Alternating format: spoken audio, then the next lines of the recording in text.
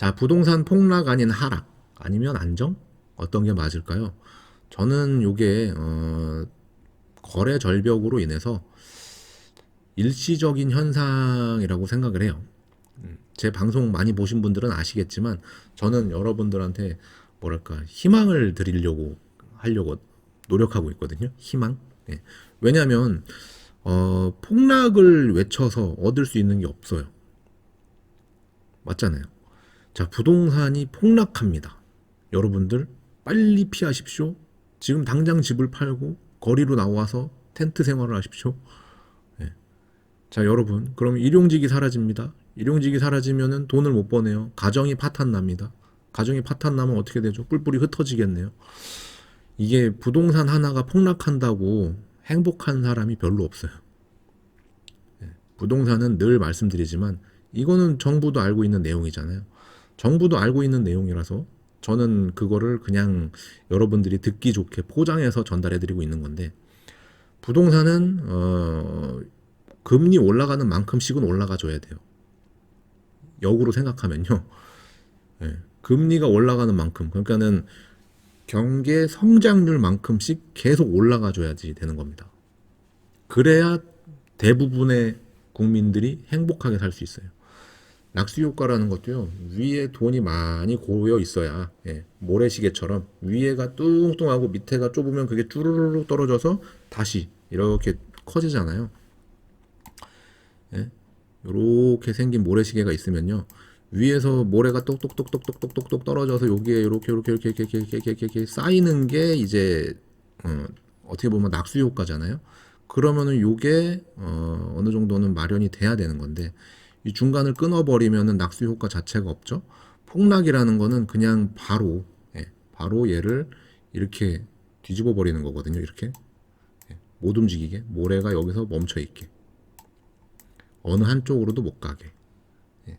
그러니까는 불행한 쪽은 계속 불행하고 괜찮은 쪽은 그냥 유지하는, 예, 이걸 아무도 원하지 않습니다. 어떤 정권도 원하지 않아요. 어느 정권도. 그래서 어느 정도 집값이 안정되길 원하지 집값을 폭락시키려고 하는 표현은 없어요. 맞잖아요. 자, 기준님 금리가 2% 시대가 눈앞이에요. 머지 않았어요. 아마 한 번 더 올리면 2%가 될 것 같아요. 그리고 주담대가 평균 5%가 임계점이래요. 임계점이라는 건 이제 그 이상 올라가면은 더 이상 버틸 수 없다라는 내용이거든요. 이걸로 인해서 뭔가 터닝 포인트가 마련될 수 있겠죠. 집값이라는 게 지금 하고 있는 게 과연 부동산만 보고서 금리를 올리고 있는 게 아니잖아요. 모든 물가가 올라가고 있으니까 금리를 올리는 건데, 그 반작용, 부작용으로 인해서 지금 부동산, 자산 시장들이 이렇게 좀 가라앉고 있는 겁니다. 돈이라는 거는 생물처럼 수익률을 쫓아간다고 말씀드렸잖아요. 이자가 높으면 그쪽으로 가는 거예요. 수익률이 높으면 그쪽으로 가는 겁니다. 자산 시장에서 안정적으로 있었던 돈들도 수익률이 좋으면 위험 시장으로 가는 거예요. 그런 식으로 이게 임계점이 되면 사람들이 지금은 금리가 이렇게 올라가네 하니까 아까 말씀드린 것처럼 기대 심리가 거꾸로 가고 있죠. 이렇게, 예. 기대 심리가 거꾸로 가는데, 금리가 올라가네 하다가 동결이네 그러면은 기대 심리가 어떻죠? 그럼 동결이네 이렇게 따라가요. 그러다가 이거 만약에 경기가 안 좋아서 다시 내려가네 그러면은 기대 심리가 또 이렇게 꺾이는 거예요. 내려가네, 금리가 내려가네. 요거. 우리는 지금 어디에 와 있는가? 그리고 그 임계점이라는 게 어딘가? 올 연말쯤 되면 금리가 동결이란 얘기가 또 나올 거고, 예, 그 동결로 인해서 뭔가 또 바뀌려고 하겠죠. 그래서 정부에서 날릴 수 있는 카드, 여러분 제발 좀 가만히 계세요 하는 카드, 대출 옥죄는 거, 규제하는 거, 뭐 이런 것들이 지금 계속 나오고 있는 이유가 저 흐름상, 예, 흐름상 가급적이면 서민들이 피해를 안 보실 수 있게끔 하려고 노력하는 거죠. 가급적이면. 왜냐면 있는 분들은 기회가 오면 더 많아지거든요. 예, 기회가 오면 더 많아지고 위기 때 더 많아지는 게 그분들이에요. 근데 없는 분들은 기회가 왔을 때 가장 늦게 그 배에 올라타고요. 그리고 떨어질 때 가장 먼저 뛰어내려서 먼저 물속에 입수하시는 분들이 없는 분들이에요. 예. 그래서 배에 탈 때는 제일 늦게 타고 내릴 때는 제일 먼저 구명조끼도 없이 뛰어내리는 그 상황을 구명조끼라도 주려고 시간을 좀 주려고 하는 겁니다. 그래서 지금 정부에서 지금 가계부채 폭탄, 뭐 가처분 소득이 뭐 감소하고 뭐 인터뷰 해가지고 뭐 죽겠네 살겠네 뭐 이런 얘기 나오고 하는 게 주변에를 한번 이렇게 내 주변을 보세요.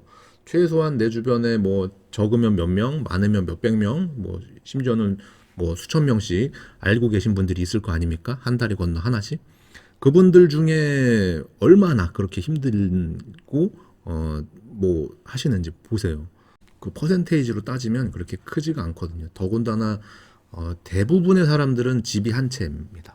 대부분은 집이 한 채이기 때문에 집값이 떨어지면 떨어지나 보다, 오르면 오르나 보다 하는 거고, 올랐을 때 그걸 팔고 뭔가 새롭게 인생 플랜을 새로 짜시는 경우가 있고, 떨어졌을 때 그게 겁나서 미리 팔고 더 싸게 살까 아니면 전월세를 살까 고민하시는 분들이 있는 거겠죠. 어쨌든 거래 절벽으로 인해서 지금 뭔가 정부에서 계속해서 여러분들한테 좀 제발 좀 기대 심리를 꺾어주세요라는 표현들을 하고 있어요. 하고 있습니다. 기준금리를 하반기에도 추가 인상할 것으로 관측되고 주택 매수 심리가 급격히 위축될 가능성이 높게 제기되고 이자 부담이 커지는 데다가 올 7월에는 대출 규제가 더 힘들어진다.